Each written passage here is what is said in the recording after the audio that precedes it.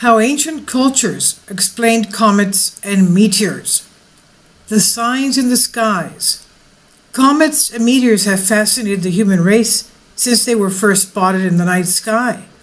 But without science and space exploration to aid understanding of what these chunks of rocks and ice are, ancient cultures often turned to myth and legend to explain them. The Greeks and Romans, the ancients that is, believed that the appearance of comets, meteors, and meteor showers were portentous. They were signs that something good or bad had happened or was about to happen. The arrival of a comet could herald the birth of a great figure, and some people have even argued that the star in the sky, which the Persian Magi followed to Bethlehem to see the newborn Jesus, was actually a comet. Well, we know it was not a comet, it was actually an angel of God. But let's go on with the article. In the spring of 44 BC, a comet that appeared was interpreted as a sign of the deification of Julius Caesar following his murder. Caesar's adopted son, Octavian, soon to be the Emperor Augustus, made much of the comet, which burned in the sky during the funerary games held for Caesar. This portentous event was frequently celebrated in the ancient sources. In his epic poem, the Aeneid, Virgil describes how, quote, a star appeared in the daytime and Augustus persuaded people to believe it was Caesar, end quote. Augustus celebrated the comet and the deification of his father on coins. It did help to be the son of a god when trying to rule the Roman Empire, and many examples survive today. Now we can talk about meteor showers. The Roman historian Cassius Dio referred to comet stars occurring in August 30 BC. These are mentioned as among the portents witnessed after the death of the Egyptian queen Cleopatra. Experts are not entirely sure what it means when Dio uses the plural term, quote-unquote, comet stars, but some have connected this recorded event to the annual Perseid meteor shower. We have that going on now. It usually takes place very intensely in the month of August. And now that we have a dark moon, they'll be much easier to see. They could be about 100 an hour, as from what NASA told us. Now, though it retains an ancient Greek name, we know now that the arrival of the Perseid meteor shower every August is actually the Earth's orbit passing through debris from the Swift-Tuttle comet. The meteor shower is named for the Perseids, who were the sons of the ancient Greek hero Perseus. Perseus was a legendary figure with a fine family pedigree. He was the mythical son of Zeus and Argive, Princess Diane. She was of the Golden Reign. Perseus earned himself a constellation after a number of epic adventures across the Mediterranean and the Near East that included the frequently illustrated murder of the Gorgon sister Medusa, you know, the woman with the snaky hair. Another of Perseus' celebrated acts was the rescue of the princess Andromeda. Abandoned by her parents to placate a sea monster, the princess was found by Perseus on a rock by the ocean. He married her, and they went on to have 7 sons and 2 daughters.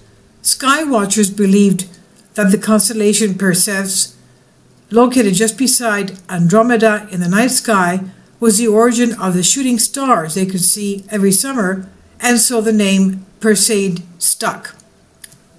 Tears and other traditions.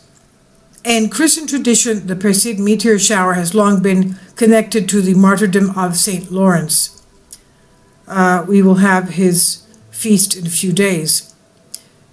St. Lawrence. Laurentius was a deacon in the early church at Rome, martyred in the year 258 AD during the persecutions of the Emperor Valerian. His tomb is in the island of Salamina in Greece, south of Piraeus.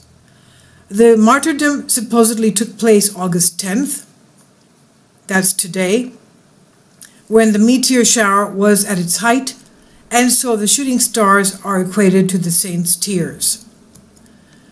Detailed records of astronomical events and sky watching can be found in historical texts from the Far East as well. Ancient and medieval records from China, Korea, and Japan have all been found to contain detailed accounts of meteor showers. Sometimes these different sources can be correlated, which has allowed astronomers to track, for example, the impact of Halley's Comet on ancient societies, both East and West. These sources have also been used to find the first recorded observation of the Perseid meteor shower as a specific event in Han Chinese records of 36 AD. Though the myths and legends may make one think that ancient civilizations had little scientific understanding of what meteors, comets, and asteroids could be, this could not be farther from the truth. The early astronomers of the Near East, those who created the Babylonian and Egyptian calendars and astronomical data, were by far the most advanced in antiquity. And a recent study of scientific cuneiform texts has proven that the Babylonian ability to track comets, planetary movements, and sky events as far back as the first millennium BC involved a much more complex geometry than had been previously believed. And let's remember, the ancient Greek Antikythera device was a constellation clock. It tracked the constellations, which means that it tracked them for over 1,000 years each.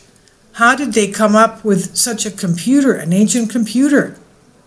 So yes, they did have a very advanced knowledge of the complex geometry having to do with tracking comets and planetary movements and constellations in the ancient skies. This is on The Conversation. I leave a link below for you for this. It's by Eve MacDonald, lecturer at Cardiff University on ancient history.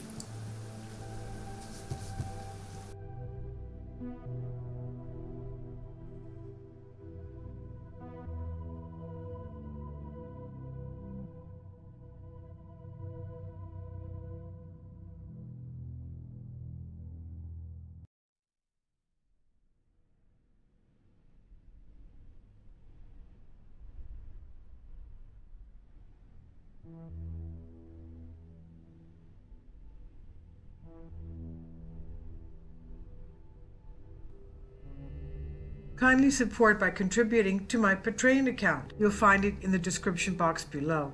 Thank you.